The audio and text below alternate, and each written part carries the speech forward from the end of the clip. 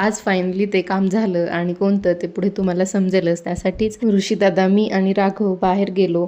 पहिल्यांदा जुडिओमध्ये गेलो, तिथे काही राघवसाठी खरेदी करायची होती, पण तिथे काही आवडलं नाही म्हणून तिथून परत पुढे गेलो आधार कार्ड केंद्रामध्ये आणि ते काम आज फायनली पूर्ण झालं राघवचं आधार कार्डचं. त्यानंतर मलाही रक्षाबंधनसाठी छान असा एक ड्रेस घ्यायचा होता. साडी न घेता ड्रेस घ्यायचा ठरवला मी. मला ड्रेस आणि राघवलाही कपडे दोघांनाही त्याच ठिकाणी घेतले. घरी आल्यानंतर राघवला अगोदर झोपवलं आणि त्याला उठल्यानंतर खाण्यासाठी ड्रायफ्रूट शिराही बनवून ठेवला होता. खाऊ खाल्ल्यानंतर आम्ही आजीकडे गेलो आणि इतर वेळी आगाऊपणा करणारा राघव पण अर्धीच्या वेळी एकदम शांत असा थांबला होता. त्यानंतर आम्हाला बासुंदी इतकी आवडली की आम्हाला ती वाटीही खायची होती. म्हणजे राघव